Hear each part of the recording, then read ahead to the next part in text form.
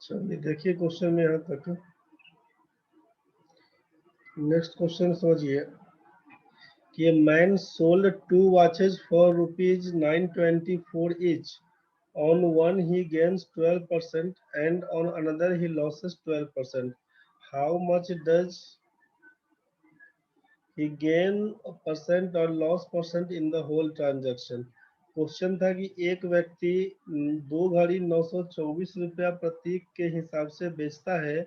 एक घड़ी पर 12% लाभ जबकि दूसरे पर 12% हानि होती है। पूरे सौदे में कितने प्रतिशत का लाभ या हानि हुआ? नेक्स्ट क्वेश्चन था कि a shopkeeper sold two watches at CP of rupees 800 each. On one he gains 10% and on another he loses 10%. How much does he gain or loss percent in the whole transaction? एक दुकानदार 800 रुपया प्रत्येक की दर से दो घड़ी खरीद कर बेचता है। एक पर 10% का लाभ जबकि दूसरे पर 10% की हानि होती है। पूरे सौदे में कितने प्रतिशत लाभ या हानि हुआ? नेक्स्ट क्वेश्चन था कि a trader sells two televisions at ₹9900 each. On one of them he gained 10% and on another he loses 10%. What was his gain or loss percent in the entire transaction? एक व्यापारी दो TV 9900 रुपया प्रत्येक की दर से बेचता है। एक पर उसे 10% लाभ जबकि दूसरे पर 10% हानि होती है। पूरे सौदे में कितना प्रतिशत लाभ या हानि हुआ? क्वेश्चन समझना है आपको। तीन टाइप का क्वेश्चन दिया हुआ था। यहाँ पर तीन तरह का क्वेश्चन दिया हुआ है। क्वेश्चन में क्या दिया हुआ, जो पहला और तीसरा क्वेश्चन दिया हुआ है उसको ध्यान से समझिए। पहला क्वेश्चन में आपको selling price of two articles बोल दिया बराबर है। दोनों क्वेश्चन में पहला और तीसरा वाला में कि selling price of two articles are same दिया हुआ है। पहला क्वेश्चन था कि दो घड़ी को खरीद कर लाता है, दो घड़ी को बेचता है 924 रुपया के हिसाब से। यही क्वेश्चन था आपके पास। दो घड़ी a man sold two watches for rupees 924 each. On one he gains 12% and on another he loses 12%. मतलब सेलिंग प्राइस 1 बराबर सेलिंग प्राइस 2 बराबर है 924। पहला पर बोलता है कि 12% प्रॉफिट पर बेचता है और दूसरा घड़ी को बेचता है 12% के लॉस पर। ये प्रॉफिट 1 पहला घड़ी और लॉस 2 कर देते हैं दूसरा घड़ी। तो बोला कि पूरे होल ट्रांजैक्शन में क्या होगा। और जो तीसरा क्वेश्चन था कि दो टेलीविजन आप खरीद के लाते हैं, सॉरी, दो टेलीविजन को बेचते हैं 9900 रुपया के हिसाब से। पहला पर उसको 10% का प्रॉफिट होता है, पहला पर उसको 10% का प्रॉफिट होता है जबकि दूसरा टेलीविजन में 10% का लॉस हो जाता है।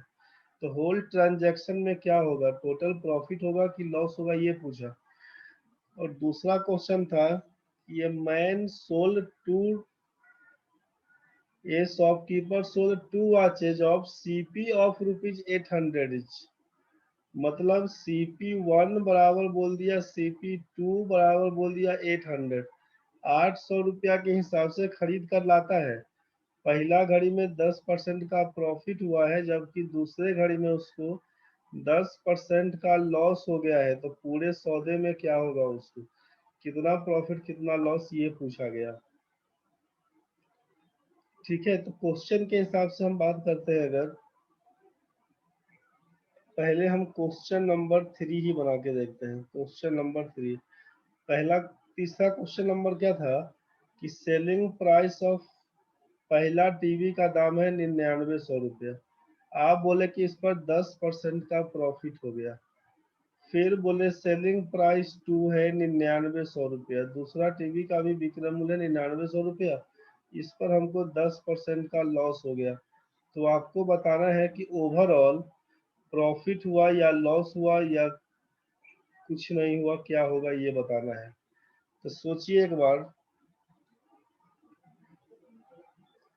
कि जब 10% का प्रॉफिट पर बेचता है 9900 रुपया में, तो इसका सीपी क्या रहा होगा।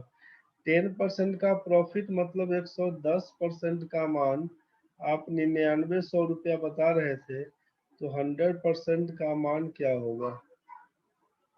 क्या लिखिएगा उसको, 9900, नीचे लिखिएगा 110 गुना लिखिएगा 100, इसीलिए CP1 बराबर क्या लिखिएगा, 11 9 99, 90 से कटेगा तो लिखिएगा CP1 आप 9000 रुपया।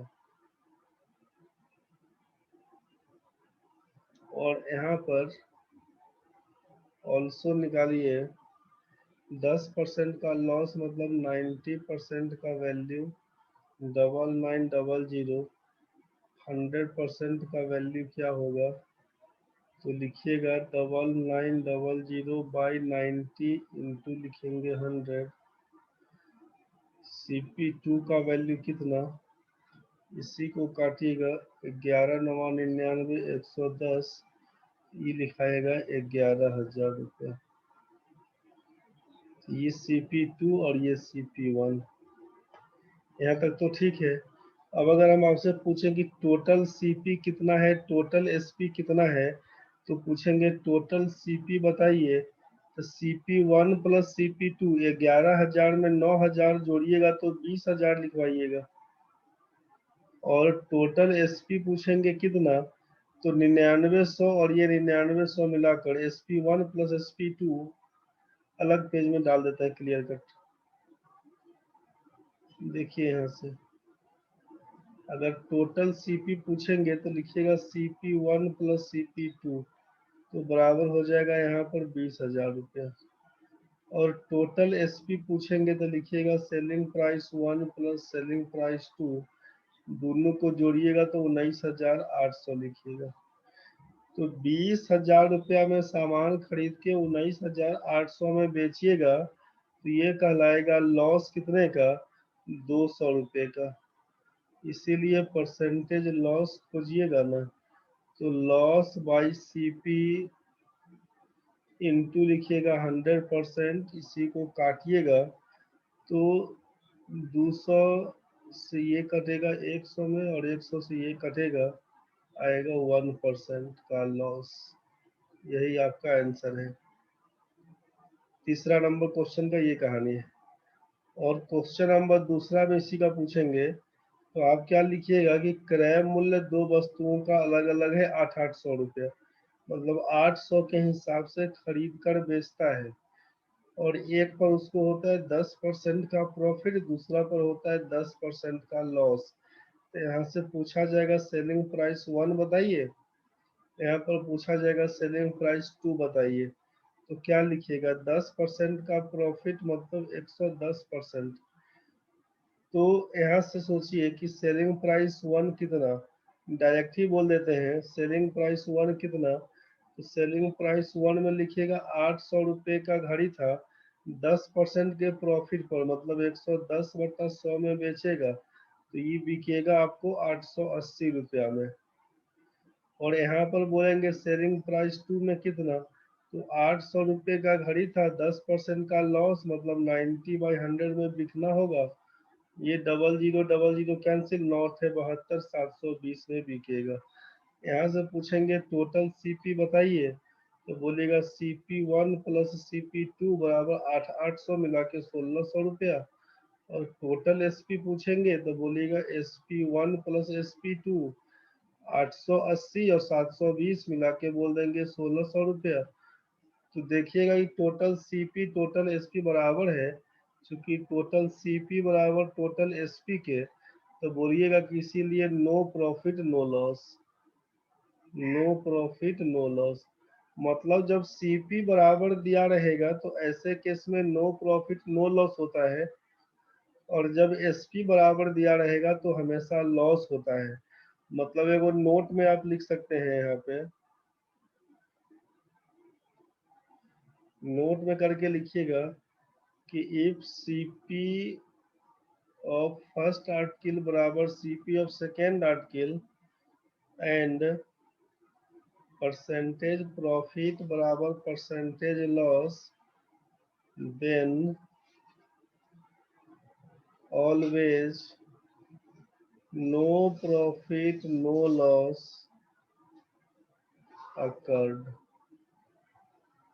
Always no profit, no loss occurred. बस यही लिखिएगा।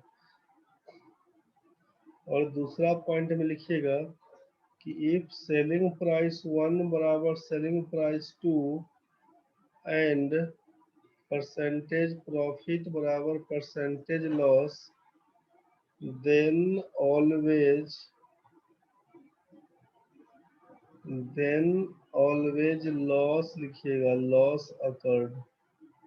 Then always loss occurred.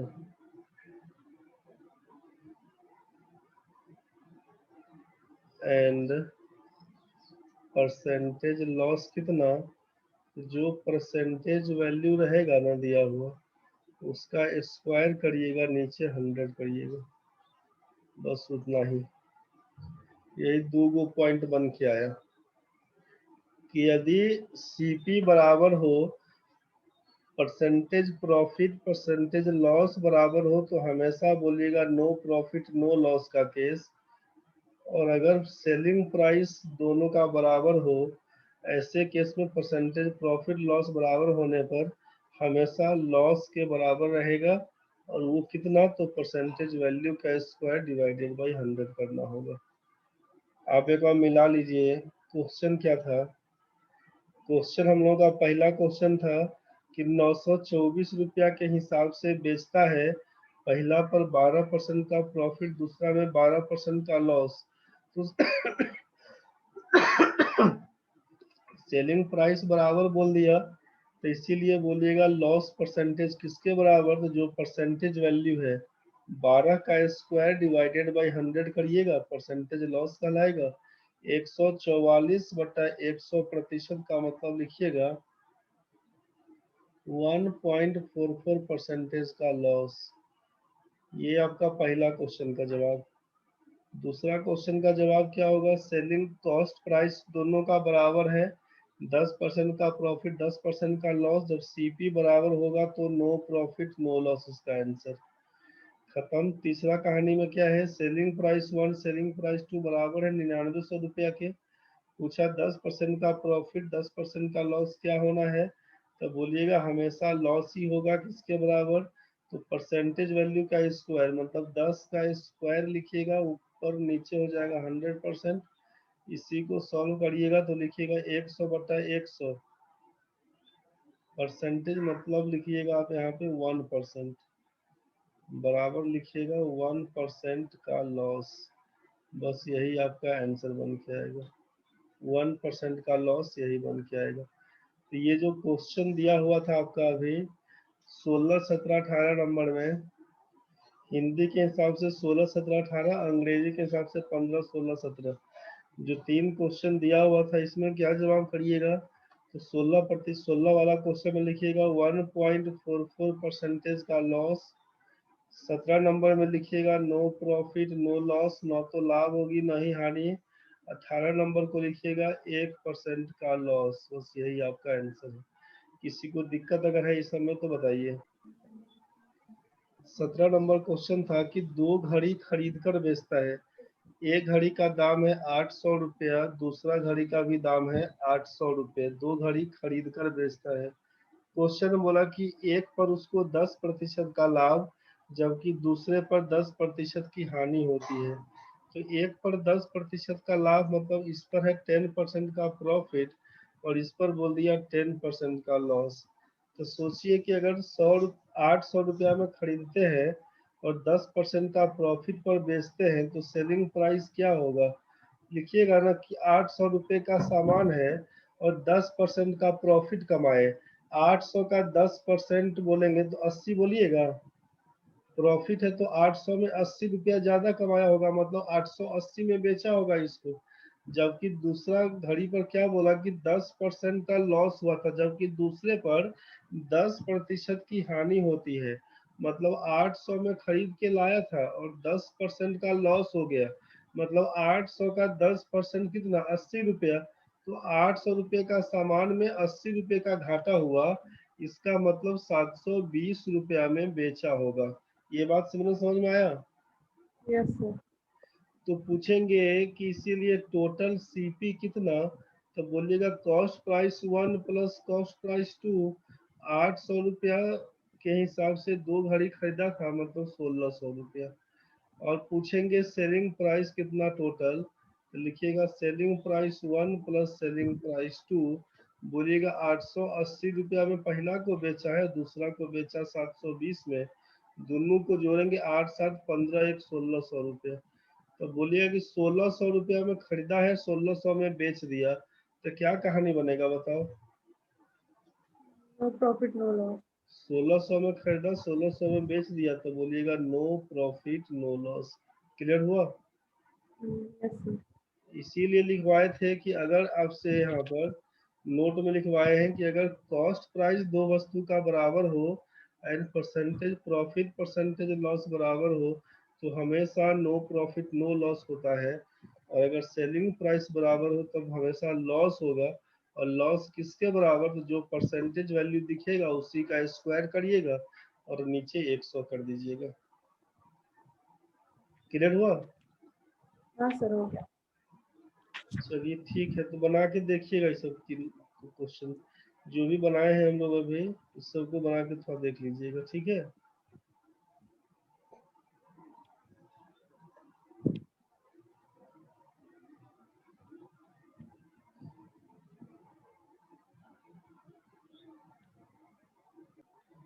Percentage वाला जो क्वेश्चन 61 नंबर है उसमें दिया हुआ था कि 75% वाटर होगा किसी भी मिक्सचर में।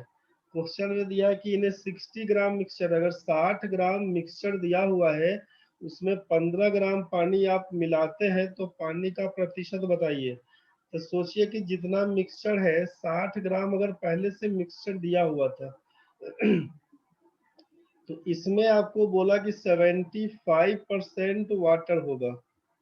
तो 75% वाटर होगा मतलब कितना वाटर है, 75% वाटर है बराबर कितना, तो 60 का 75/100 करिएगा, 25 से काटिएगा तो 3 और 4, 4 से काटिएगा तो 15। आप लिखिएगा 15 या 45 ग्राम, मतलब पानी है 45 ग्राम और दूध रहेगा वाटर बोलिएगा आप 45 ग्राम, जबकि मिल्क बोलिएगा आप यहाँ पर 15 ग्राम। ये तो क्लियर हो गया ना भाई? Yes sir. 60 ग्राम मिक्सचर में 45 ग्राम पानी है, 15 ग्राम दूध है। आप बोले कि if 15 gram water is added, if 15 gram water is added, तो सोचिए कि देन अगर हम आपसे पूछें कि टोटल वाटर कितना होगा, तो क्या बोलिएगा? पहले से 45 ग्राम वाटर था दिया हुआ, 45 ग्राम वाटर है दिया हुआ, और आप 15 ग्राम पानी और मिला दिए, तो ये हो जाएगा 60 ग्राम, 60 ग्राम। ये तो क्लियर है? Yes sir. And total mixture पूछेंगे कितना हो जाएगा, टोटल मिक्सचर कितना हो जाएगा, तो क्या बोलिएगा?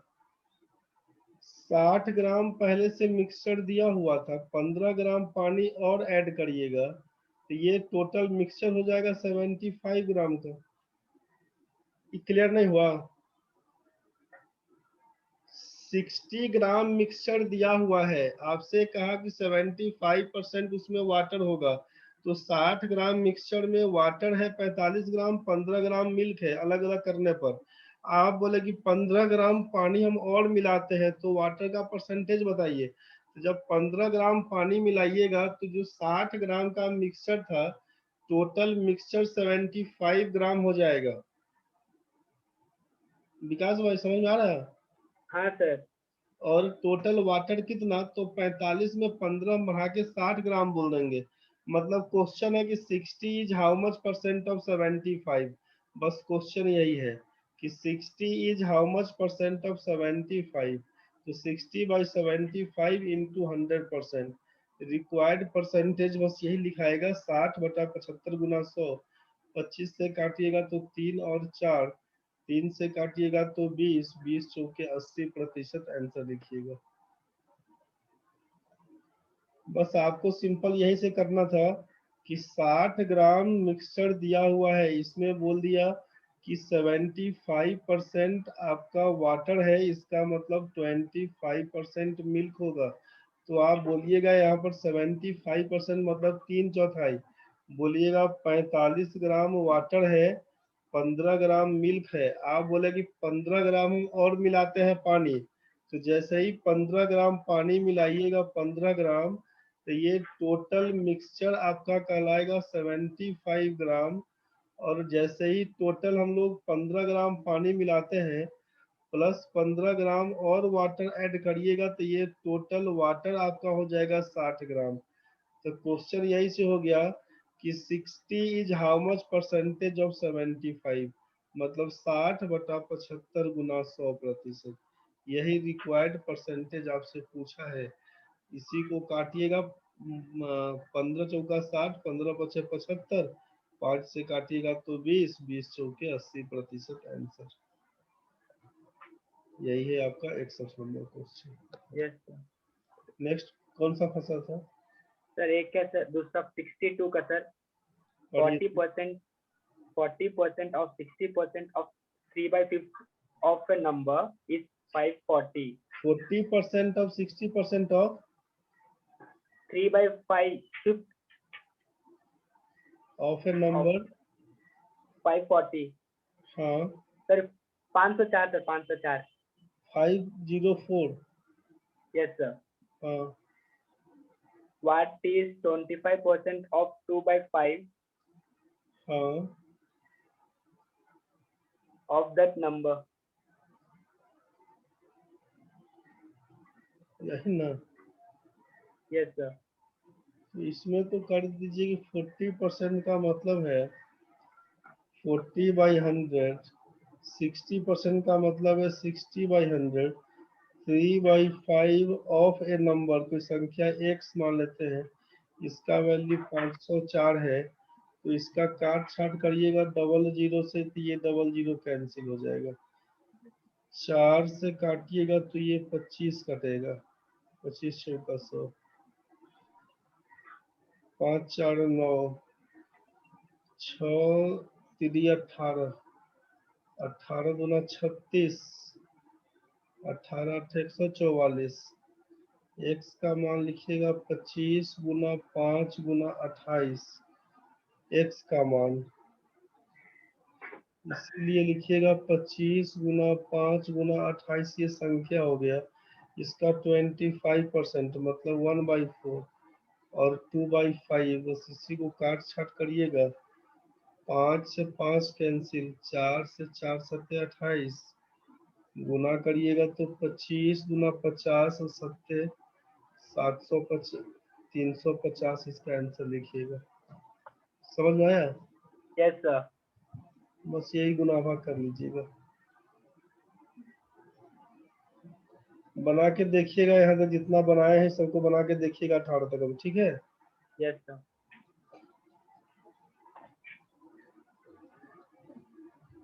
जैसा होगा बताइएगा। Yes sir. ठीक है भाई।